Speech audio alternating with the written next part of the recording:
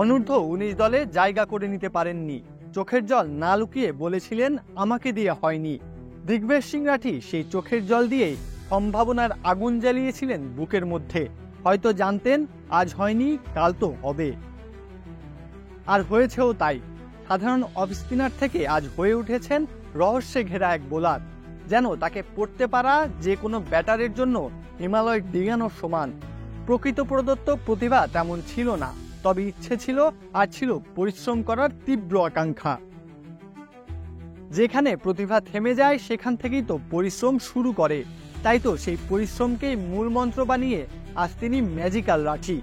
একটা সময় ডান কাঁধের হাড় ভেঙে যায়, কিন্তু হাল ছাড়েননি। 2020 সালের দিকে তিনি বুঝতে পারেন সাধারণ অফ স্পিনার হিসেবে টিকে থাকাটা কঠিন।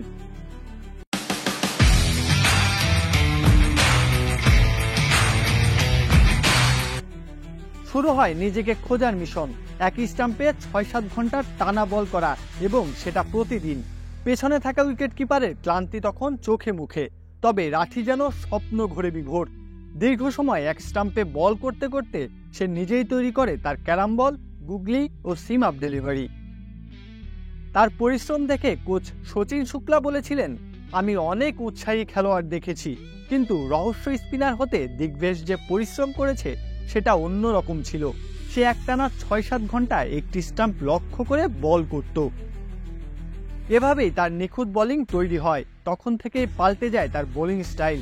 নিজেকে ভেঙে গড়ে তৈরি করেন এক রহস্য স্পিনার। 2024 সালে দিল্লি প্রিমিয়ার লিগ বদলে দেয় সবকিছু। 14 উইকেট নিয়ে নজর কাড়লেন সেবার।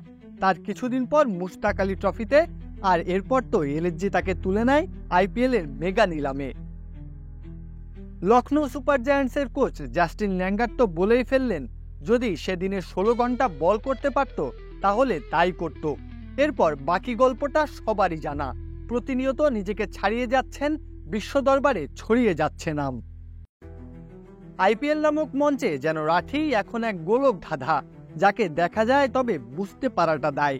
জীবন সুযোগ বারবার দেয়, অজুহাত না দেখিয়ে সেই সুযোগ যদি কেউ লুফে নেয়, সময়টা তারই হয়। সেদিনের চোখের জল যদি অজুহাত হয়ে গড়িয়ে পড়তো মাটিতে, তবে হারিয়ে যেতে হতো একজন দিগ্বেশ রাঠিকে।